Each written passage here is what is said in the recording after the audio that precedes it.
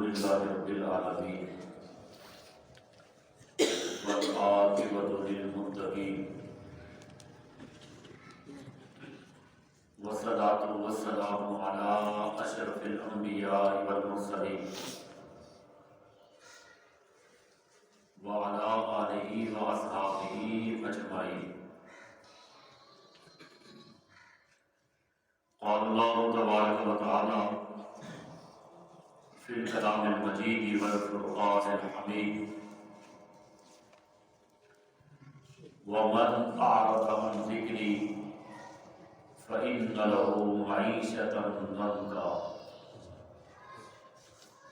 آمنت بالله صدق الله مولانا العظيم وصدق رسوله النبي الكريم الأمين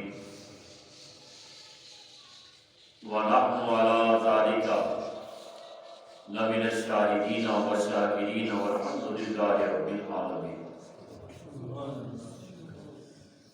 إن الله وملائكته يصلون على النبي يا أيها الذين آمنوا صلوا عليه وسلموا تسليما. اللهم صل على سيدنا مولانا محمد وعلى آل سيدنا مولانا محمد وبارك وسلم وصلوا عليه. الصلاة والسلام عليك يا سيدي يا رسول الله وعلى آلك وأصحابك يا سيدي يا حبيب الله. الصلاة والسلام عليك يا رحمة للعالمين وعلى آلك وأصحابك يا سيدي يا خاتم النبيين. آباد خدمت اللہ تبارک و تعالیٰ کا کروڑا فضل، اس کی رحمت، اس کی توفیق سے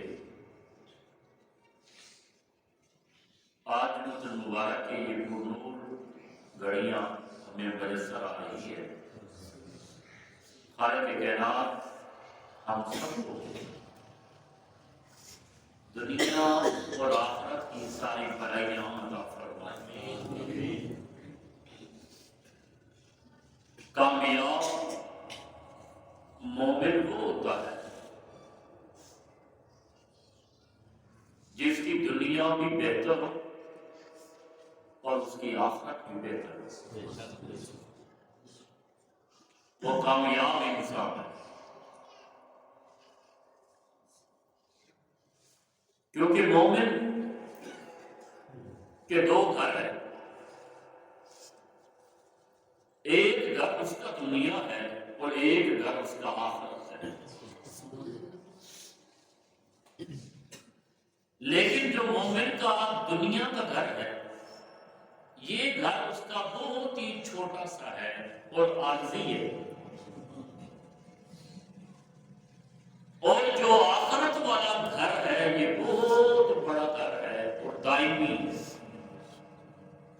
جس کے بارے میں رب العالمین ارشاد فرماتا ہے: خالدین فیہا ابدا.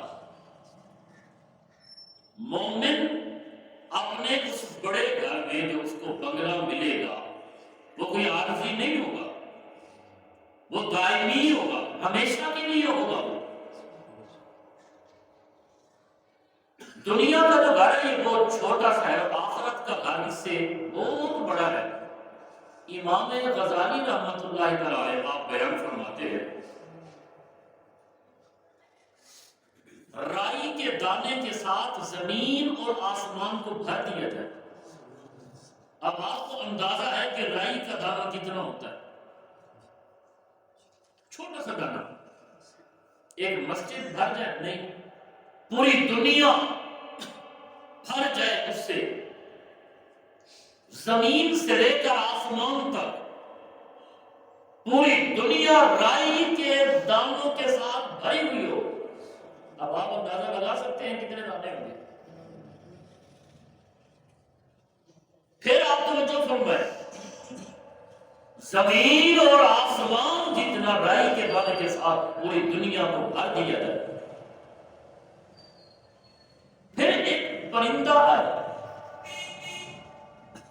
1000 سال کے بعد 10 صدیاں، 1000 سال کے بعد ایک پرندہ آئے اور آ کر اس رائی کا صرف ایک دانہ اٹھا کے چلا جائے،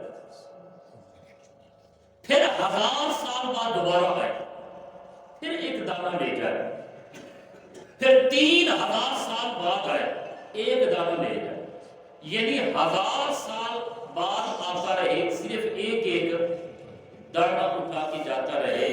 یہ دانوں کی مدت، یہ سارے رائی کے دانے ختم ہو سکتے ہیں جتنی مدت لگتی ہے، آخرت کی جو زندگی ہے یہ اس سے بھی زیادہ پڑے گی۔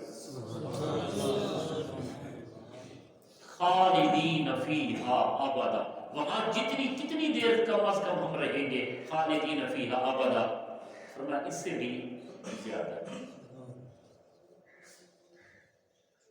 جس گھر میں ہمارا عارضی ٹھکانہ ہے،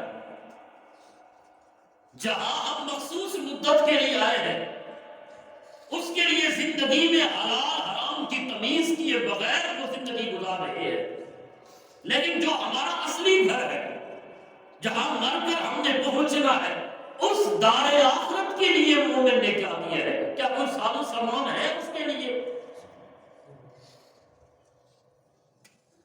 اگر ہم آخرت کا تصور کریں، بلکہ رسول اللہ صلی اللہ علیہ وآلہ وسلم نے ارشاد فرماتے ہیں،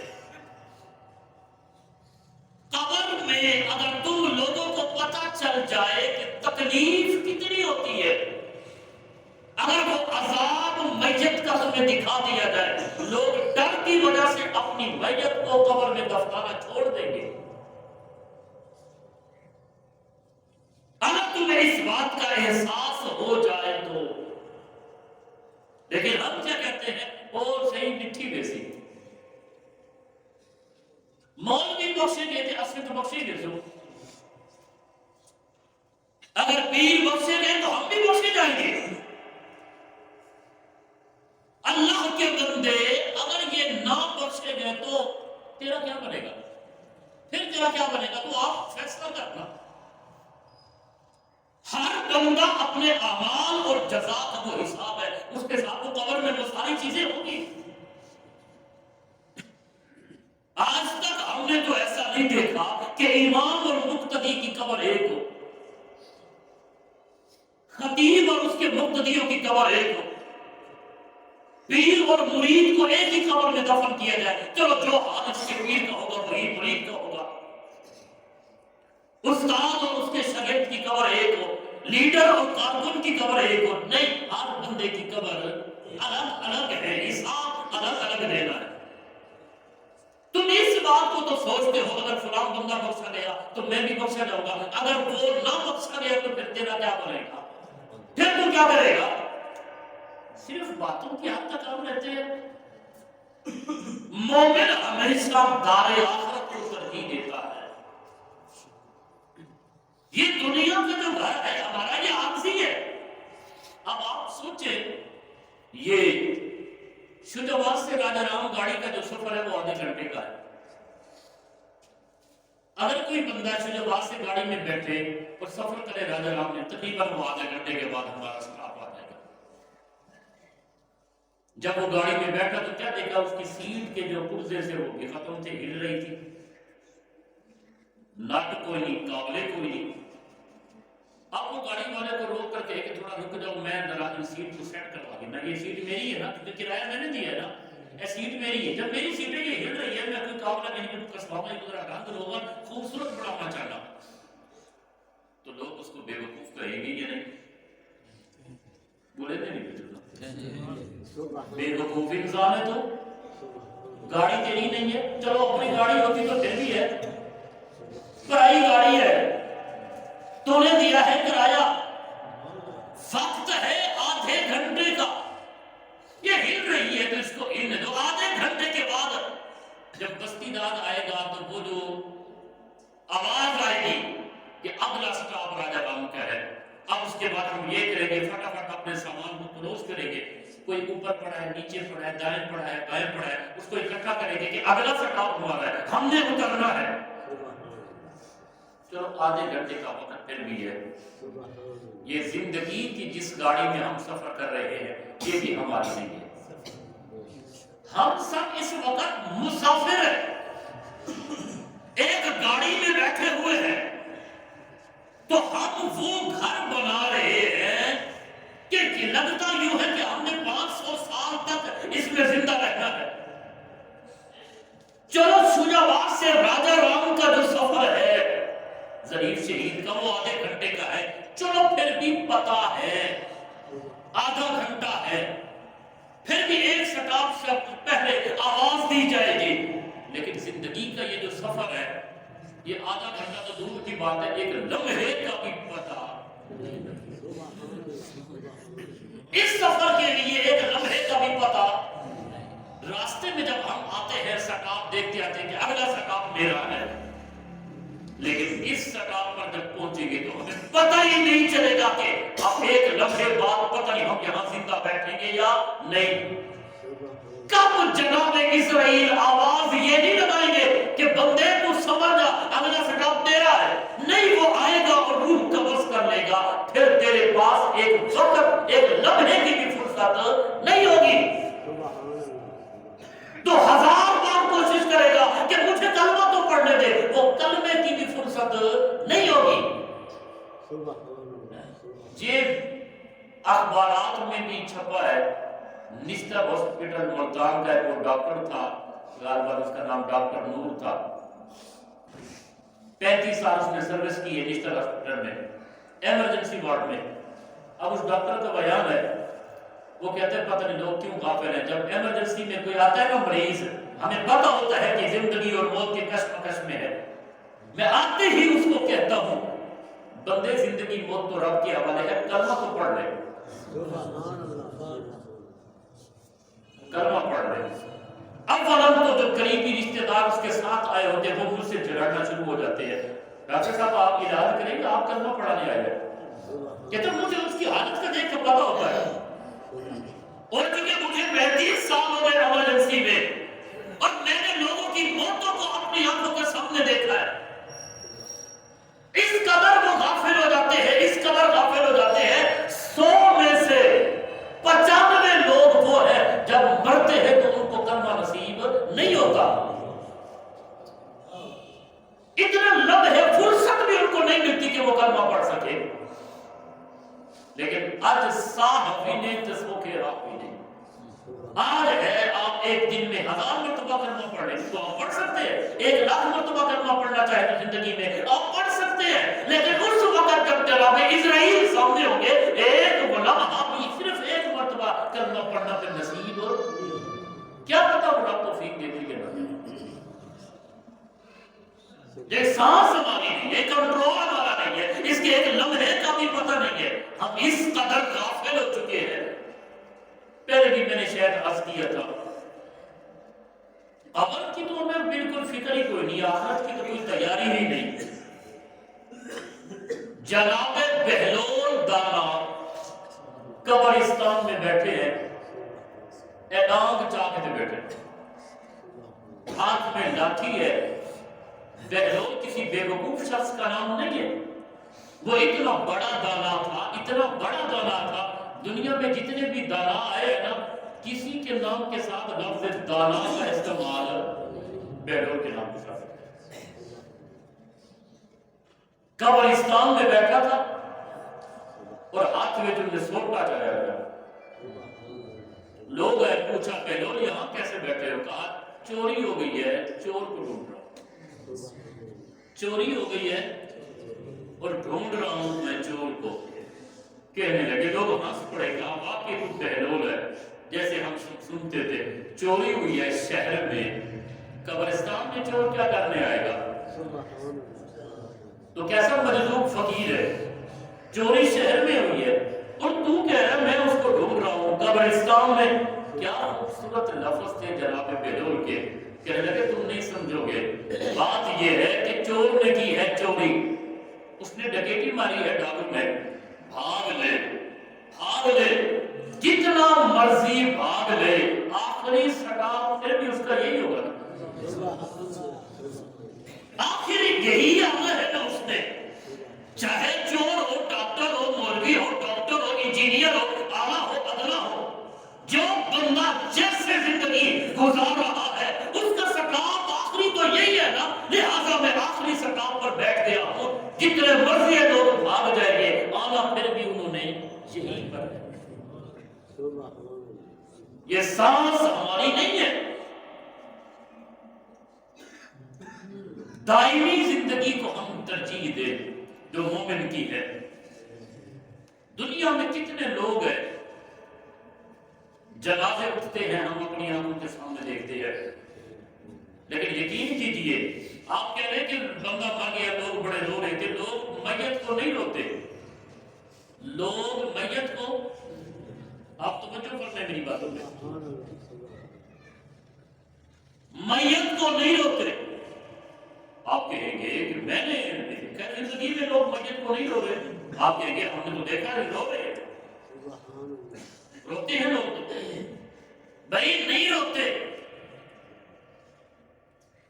ایک بندے کا جوان بیٹا فوت ہو جائے، 30-35 سال عمر، جوان بیوی، 2 بچے، بیوی جوان، بچے 2، دنیا سے وہ فوت ہو گیا، چلا گیا، اب اس کی لاش پڑی ہے، میت ہے، اس کے جو والد کی عمر ہے وہ 80 سال ہے، اب وہ رو رہا ہے، بیت کر رہا ہے، رو رہا ہے، وہ کیسے رو رہا ہے؟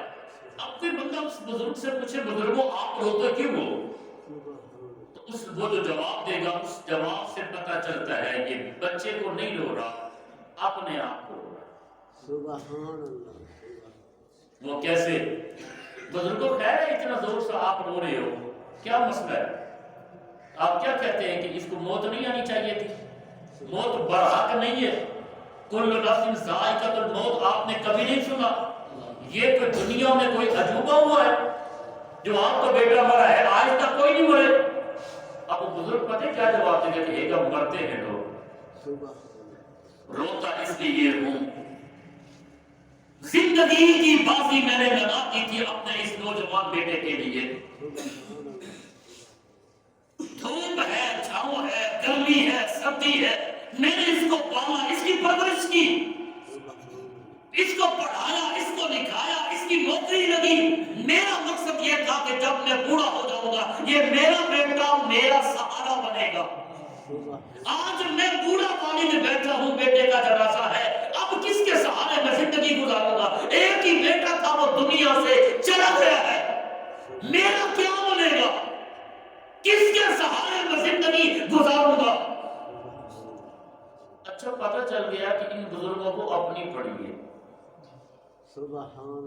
ماں سے پوچھو وہ یہی کہے گی 9 مہینے میں نے اپنے اس بیٹے کو اپنے پیٹ میں رکھا، مختلف صحبتیں میں نے برداشت کی، ایک ایک گھونٹ اپنے دودھ سے اس کو دیا، جگر کا خون میں نے اسے پلایا، سردیوں کی راتوں میں گیلی جگہ پر خود سو جاتی، اس کو خشک جگہ پر سلاتی، میری زندگی کے ارمان اس کے ساتھ وابستہ تھے، امیدیں اس کے ساتھ وابستہ تھی، یہی سوچا تھا کہ ہم جب بوڑھے ہو جائیں گے یہ ہمارا سہارا بنے گا، آج یہ جا رہا ہے، ہمارا کیا بنے گا؟ دو کو تکلیف تو ہے۔ ایک بیوی سے پوچھو تو کیوں رو رہی ہے اپنے اس جوان شوہر کی میت پر، وہ یہی آواز دیتی ہے، کہتی ہے رو تو کیا کروں، یہ میرے سر کے تاج تھے، یہ میرے شوہر تھے، یہ میری زندگی اور میری عزت کے محافظ تھے، والدین دنیا سے چلے گئے، بھائیوں کی شادیاں ہو گئی ہے، وہ اپنے گھر آباد ہے، اب یہ بھی چلے گئے، تو زندگی میں کیسے گزاروں گی؟ یتیمی کا داغ چھوٹی عمر میں بچوں پہ پڑ گیا ہے، کیسے ان کی پرورش کروں گی؟ کیا کروں گی میں ان کے ساتھ؟ کیسے ان کی تربیت کروں گی؟ کیسے پڑھاؤں گی؟ کیسے لکھاؤں گی؟ اب یہ چلے گئے تو کہاں کا کس در میں دھکے کھاؤں گی؟ کہاں جاؤں گی میں؟ تو رونا تو کیا کرو، مجھے بے سہارا چھوڑ کے چلا گیا ہے، اس لیے رو رہی ہوں۔ اس کا مطلب یہ بھی اپنے آپ کو روتی ہے، وہ معصوم بلک بلک کر بچے بھی رو رہے ہیں، اب علی آپ چلے گئے، زندگی کی ہر خواہش آپ نے پوری کی، اگر ہم نے چاکلیٹ کا مطالبہ کیا تو وہ بھی فوراً آپ لے کر آئے، ہر چیز ہمیں مہیا کرتے تھے. اب کس کو جا کر ہم کہیں گے اسکول چھوڑنا، اسکول سے واپس لے کر آنا، ہماری فرمائشوں کو پورا کرنا، اب ہم کدھر جائیں گے؟ تو باپ بھی کہہ رہا ہے میرا کیا بنے گا، ماں بھی کہہ رہی ہے میرا کیا بنے گا، بیوی بھی کہہ رہی ہے میرا کیا بنے گا، بچے بھی کہہ رہے ہیں ہمارا سہارا کون ہے؟ پتہ چلا میت کو کوئی نہیں روتا، ہر کوئی رو رہا ہے. تو اب آپ کہیں گے میت کو کیسے رویا جائے؟ میت دوست بھی رو رہے ہیں تو اپنے آپ کو، وہ جگری دوست کہہ رہے تھے کہ سارا سارا دن تو ہمارے ساتھ زندگی گزارتا، ہم کھیلتے تھے، زندگی انجوائے کرتے تھے، اٹھتے تھے، بیٹھتے تھے، جاتے تھے، آتے تھے، اب ہم کس کے ساتھ آ جائیں گے؟ کس کے ساتھ ہم وقت گزاریں گے؟ کس کے ساتھ کھیلیں گے؟ تو دوست بھی رو رہے ہیں اپنا رونا. اب آپ کہیں گے میت کو کیسے رویا جائے؟ میت کو تو یوں رویا جائے، سامنے پڑی ہو تو آپ روئیں کہ اے او میرے بھائی، او میرے بیٹے، او میرے دوست، تیرے جسم سے روح نکل گئی ہے، اب تو اس منزل کی طرف سفر کر رہا ہے. ہمیں بتا قبر آخرت کے لیے تیرے پاس کوئی ساز و سامان ہے؟ ہم نے تو یہ سنا ہوا ہے کالی قبر ہے، بند کوٹھڑی ہے، کیا تیرے پاس اعمال کا سکہ ہے جو تو قبر میں لے کر جائے؟ او میرے بھائی، او میرے بیٹے، تیرے جسم سے روح نکل چکی ہے، تیری موت ہمارے لیے عبرت بن گئی ہے، ہمارے جسم میں روح باقی ہے، ہم سنبھل جائیں گے، توبہ کریں گے کیونکہ ہم زندہ ہیں. تیری موت ہمارے لیے عبرت بن گئی ہے، ہم زندگی گزار لیں گے، توبہ کر لیں گے، راہ راست پر آ جائیں گے. تیرے جسم سے روح نکل گئی ہے، تو بتا کوئی تیرے پاس وہ سکہ ہے جو قبر میں چلے؟ اب روو اسے. جب وہ صراط سے گزرنے کی باری آئے گی، کیا تیرے اتنے اعمال ہیں کہ تو گزر جائے؟ صراط سے تیرا کیا بنے گا؟ حشر میں کیا بنے گا؟ جب رب کے حضور سے پیش ہوگا تیرا کیا بنے گا؟ میت کو یوں رویا جاتا ہے تیرا کیا بنے گا، تیرا کیا بنے گا، تیرا کیا بنے گا، لیکن ہم روتے ہیں تو اس بات کو میرا کیا بنے گا. جنازے بھی ہم دیکھی دکھ رہی پڑتے ہیں. آپ کی توجہ ہے کہ نہیں میری باتوں پہ؟ ایک جو ثواب جنازے میں بھی جتنے لوگ آئے، باہر 10-15 بندے کھڑے ہیں کہ میت کو اٹھانا ہے، میت کو اٹھانا ہے. آپ کیوں اٹھاتے ہو؟ خیر ہے؟ میت کو کیوں کاندھا دیتے ہو؟ کاندھا دینے والے بتاتے ہیں اس لیے کاندھا دیتے ہیں، ہم نے سنا ہے اگر میت کو کاندھا دے، سہارا دے، ایک قدم چلنے سے ایک صغیرہ گناہ معاف. 40 قدم چلے تو 40 مرتبہ صغیرہ گناہ معاف، مومن کے درجے بلند. اس کا مطلب یہ ہوا تم بھی ثواب دینے کی خاطر آئے ہوئے ہو، میت کے لیے تو کوئی نہیں آیا. میں یہاں پر ایک رک کر بات عرض کرتا ہوں، کیا دین اسلام کی خوبصورتی ہے، کیا ہمارے مذہب کی خوبصورتی دیکھے، نورانیت دیکھے ہمارے دین اسلام کی. یقین کیجئے یہ وہ چیزیں ہیں جو پڑھ کر جو ہے وہ کافر بھی مسلمان ہو جائے. میت کو کاندھا سہارا دیتے ہیں یا نہیں؟ ایک قدم اس کے ساتھ چلے ایک صغیرہ گناہ معاف، ایک قدم چلے ایک صغیرہ گناہ معاف. کیا خوبصورتی ہے. جسم سے روح نکل گئی، بندہ مردہ ہے، بندہ میت ہے، میت کے ساتھ ایک قدم چلنے سے، مردے کو تھوڑا سا سہارا دینے سے اتنا اجر ہے. اور تو بتاؤ زندوں کو سہارا دینے میں اجر کتنا ہوگا؟ اندازہ کریں آپ، مردے کو سہارا دیا اجر اتنا، اگر زندوں کو سہارا دینا شروع کر دیں تو آپ کی توجہ ہے کہ نہیں؟ لیکن زندے کو سہارا کیوں دے؟ زندہ بندے کو کاپ ٹوک کے نہ ساتھ کرتے ادھر چوپڑ کے چکرا بچے یہ جو بندہ میرے کو نظر ہی نہ آوے. جب وہی ساری زندگی اس کے ساتھ گفتگو کر کے ہم راضی نہیں ہیں، جب مرتے ہیں تو زیادہ چیخوں کی آواز بھی ہماری ہوتی ہے۔ سبحان اللہ۔ اللہ کے بندے اگر قدر کرنی ہے تو زندہ بندے بھی کرے،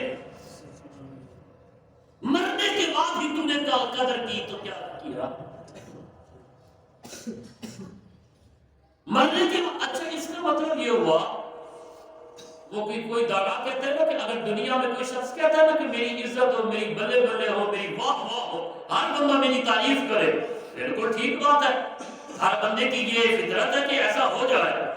اگر آپ چاہتے ہیں کہ دنیا ہمیں مان جائے، لوگ ہماری عزت کرے، لوگ ہماری قابلیت کا اعتراف کرے، تو پھر آپ کو ایک کام کرنا پڑے گا، صرف وہ یہ ہے کہ آپ مر جائیں۔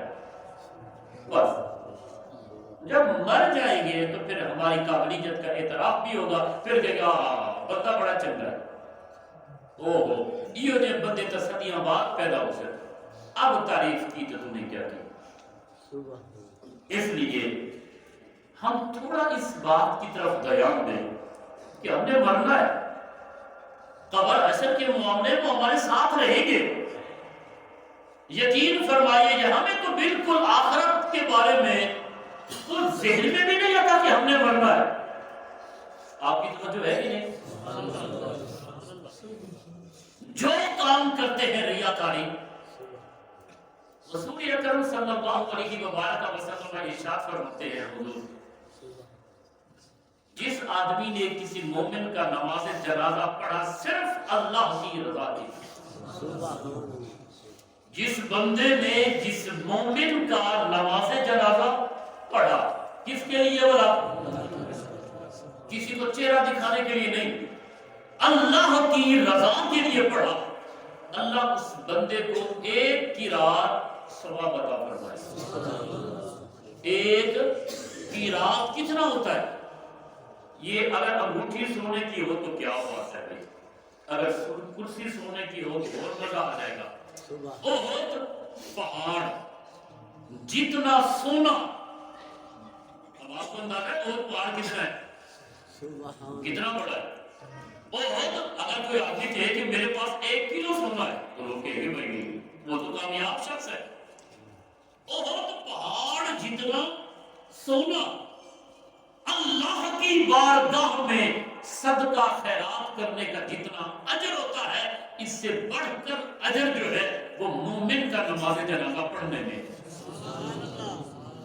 لیکن کس کے لیے؟ اللہ کی رضا کے لیے۔ لیکن ہم کیوں پڑھتے ہیں اپنا منہ؟ اگر کسی جنازے پہ ہم چلے جائیں نا، میت ہو گئی، فوتگی ہو گئی، جب پڑھ کر واپس آتے ہیں تو وجہ فرمائے آپ میری جانب دیکھیں، جب واپس آئے تو ہمارے بزرگ، ہمارے دادا، ہمارے بزرگ خاندان کے پوچھتے ہیں، ہاں جی سناؤ وہ جنازہ پڑھ کے آ گئے تھے؟ جی ہاں پڑھ آئے۔ اچھا پرچایا بھی آوے؟ پرچایا بھی آوے؟ نہیں پرچایا کوئی نہیں، وہ کیا جواب فائدہ جو پڑھائے، تو پھر فائدہ نماز جنازہ پڑھنے کا؟ جبریل انہوں کو پتہ ہی کیوں نہیں لگیا کہ کیڑا آیا ہوا ہے، فلانے دے گھروں کے بندہ آیا ہے، تو پرچایا ہی کوئی نہیں۔ بھائی اگر وہ سامنے آ جائے تو ٹھیک ہے، آپ کہے اس کو انا للہ، مگر نہ جو آدمی جنازے میں آ گیا تو ان کے غم میں شریک ہو گیا۔ اگر اس نے پرچایا ہی کوئی نہیں تو پھر فائدہ کیا، لیکن اگر اللہ کی رضا کے لیے جنازہ پڑا ہے تو فائدہ ہے کہ نہیں؟ چاہے ایسا پرچاؤں تے بانے نہ پرچاؤں، وہ جو بہت پہاڑ جتنا سونا اللہ کی بارگاہ میں خرچ کرنے کا ثواب مل رہا تھا، وہ بھی ریاکاری کی وجہ سے ختم ہو گیا۔ وقت بھی ضائع، پیٹرول بھی ضائع، معاملہ بھی ضائع۔ میں یہ نہیں کہہ رہا کہ آپ کسا بند کو پرچاؤ نہ، ٹھیک ہے، لیکن اس بات کو ترجیح نہیں دینی چاہیے، ترجیح ہمیشہ جنازے کو دینی چاہیے، چاہے وہ ہمارا یہ نہیں ہے۔ حضور نے فرمایا کہ جس نے مومن کا نماز جنازہ پڑھا، اب اس میں یہ قید نہیں کہ اپنا رشتہ دار ہو، چاہے وہ اپنا ہو یا پرایا ہو، اگر اپنے کا سمجھ کر اپنا سمجھ کے پڑھ رہے ہیں تو پھر دعا اپنا سمجھ کے اللہ کی رضا تو اس میں شامل نہیں ہوگی۔ آپ کی توجہ ہے کہ نہیں؟ میں اس لیے چند باتیں آپ کے سامنے آج کے جمعۃ المبارک پہ عرض کرنے کا مقصد یہ ہے، یقین فرمائیے کبھی کبھی نا کچھ باتیں سن کر دل بڑا زخمی ہو جاتا ہے، ہمارے اندر وہ انسانیت ہی نہیں رہی، موت کا تو تصور ہی کوئی نہیں۔ یہ آپ کے ابھی اگلے دن وہ خبر شائع ہوئی ہے سوشل میڈیا کے اوپر، آپ لوگوں میں سے اکثر نے دیکھا ہوگا، یہ شاہجہاں مظفر گڑھ ڈیرہ غازی خان کے علاقے میں ایک بندے نے ایک بچے کو قتل کیا، اس کی بوٹیاں کی، باقاعدہ اس کو چولہے پہ پکایا، خود بھی کھایا، دوستوں کو بھی کھلایا، اور جا کر کسی مزار پہ اس نے تقسیم بھی کیا۔ اندازہ لگایا وہ کوئی درندے تھے؟ کون لوگ ہیں یہ؟ اپنے آپ کو مسلمان کہتے ہیں، کلمہ پڑھتے ہیں، اس قدر ان لوگوں میں انسانیت نہیں ہے، اس کے باقاعدہ ٹکڑے کر کے گوشت کھا رہے ہیں، اور کوئی عرصے سے وہ بندہ ملوث تھا، اس کو بھی بڑی خوشی ملتی ہے۔ آپ یقین فرمائیے اگر دشمنی بھی ہے آپ کی کسی سے، آپ اس کو فیل کرے ختم کر دیں، مگر یہ جسم کے ٹکڑے، یہ تو انسانیت کی تذلیل ہے، یہ تو درندے بھی ایسا نہیں کرتے جو ہم کر رہے ہیں۔ کیا ہم اب بھی اپنے آپ کو لائق ہیں کہ ہم کہیں کہ ہاں ہم انسان ہیں؟ اگر بندہ یہ بات پڑھ کر یا سن کر یا دیکھ کر آیا ہو اور مجمع میں لوگ یہ کہیں کہ حضرت جی آج آپ نے موضوع جو بیان کرنا ہے وہ یہ بیان کرنا ہے، نماز کی فضیلت کتنی ہے، نماز کی فضیلت اب آپ کے سامنے بیان کی جائے، آج آپ عشق رسول کے اوپر بات کریں گے، عشق رسول کے اوپر بات کریں کہ مزہ آ جائے، ہم تو مومن ہی نہیں ہے۔ عشق رسول ہو یا نماز کی فضیلت کا مسئلہ ہو، وہ تو مسلمان کے لیے ہے، کیا یہ لوگ ہمارے اندر نہیں رہتے؟ اور آئے دن سوشل میڈیا کے اوپر خبریں گردش کرتی رہتی ہے، قرآن نے یہ کر دیا، یہ کر دیا، یہ کر دیا، ناک کنڈم رہ گئے، کیڑے مکوڑے رہ گئے، صورتیں تو ہیں پر انسان تھوڑے رہ گئے۔ آپ نے کیا کو پہلے قوموں کے عذاب نہیں پڑے؟ ہٹ دھرم قوم بنی اسرائیل کی، بس ان کی غلطی یہ تھی، قرآن نے پہلے سے پارے میں ان کو بیان کیا، صرف ان کے جرم یہ تھے ان لوگوں کا، ہفتے والے دن ان کو منع تھا کہ مچھلی نہیں پکڑنی، نہ کھانی ہے، ہفتے والے دن ایک گل ہے وہ بظاہر، مگر نہ رب کی حکمت ہوئی تو ہے، ہر سارا دن سارا ہفتہ آپ مچھلی کھائے، لیکن ہفتے والے دن اس دریا سے مچھلی نہیں پکڑنی۔ اگر انہوں نے اس رب کے اس حکم کی سرکشی کی، عدولی کی، وہ ہفتے والے دن بڑی چلاکی کے ساتھ پھر بھی انہوں نے مچھلیاں پکڑ لی، لیکن رب نے ان کی شکل بندروں جیسی بنا دی۔ اب ان کے جرم ہم سامنے رکھے اور اپنے جرم کو بھی ہم سامنے رکھے، ان کے جرم تو پھر بھی اتنے نہیں تھے۔ قوم صالح، جناب حضرت صالح علیہ السلام کی قوم، اتنی انہوں نے نافرمانی کی تھی کہ جناب صالح علیہ السلام کی جو وہ اونٹنی تھی جو اللہ کی طرف سے آپ کا ایک معجزہ تھی، آپ نے صرف ان کو اتنا فرمایا تھا ایک دن پانی یہ پیے گی اور ایک دن تم نے پینا ہے، ایک دن گھاس یہ کھائے گی اور ایک دن تم کھاؤ گے، لیکن وہ کہنے لگے کہ اونٹنی کیوں ہمارے سر پہ سوار ہو گئی ہے، ایک دن ہم گھاس کھائے، ایک دن یہ کھائے گی، ہمارے جانور کھائے، ایک دن پانی ہم پیے، ایک دن یہ پیے گے۔ بالآخر انہوں نے اس اونٹنی کا کام تمام کر دیا، اس کے ٹکڑے کر دیے، اللہ نے ان کے اوپر پتھروں کی بارش نازل فرما دی۔ اونٹنی کو جو بندہ کا جو قوم قتل کر رہی ہے، ٹکڑے کر رہی ہے، ان کے اوپر تو آسمان سے بارش ہے پتھروں کی، اور جو معصوم بچوں کو آئے دن ان کے ساتھ اس طرح کی کام کر کے کھا رہی ہے، موٹے موٹے کر رہی ہے، یہ تو کرم ہے بس مصطفیٰ کے کا۔ اللہ کی بارگاہ میں حضور نے عرض کی، اے اللہ، اے اللہ، یہ پہلی قوموں کے قصے میری امت پڑھ چکی ہے، قرآن میں نازل ہو چکا ہے، لیکن اے اللہ میری امت کی شکل کبھی بھی تبدیل، اللہ نے اپنے محبوب کو تسلی دے دی، ما قال اللہ لیعذبہم وانت فیہم، اے محبوب جب تک آپ اپنی امت میں موجود ہے جو مرضی کرتے رہے کبھی شکل تبدیل نہیں کرتا۔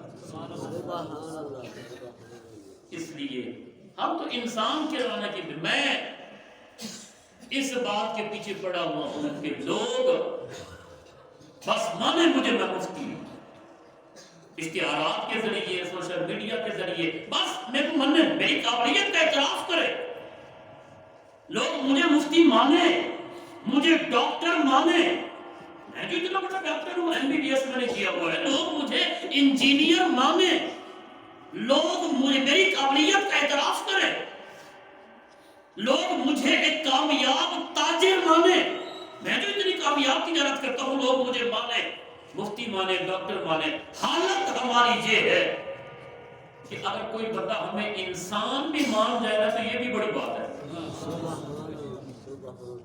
ہم تو درندے ہیں، باہر کہہ رہا ہوں میں کہ مجھے مفتی مانے، لیکن گھر والے کہتے ہیں مفتی تو دور کی بات ہے، یہ تو انسان کہلوانے کا بھی حقدار، یہ تو درندہ ہے،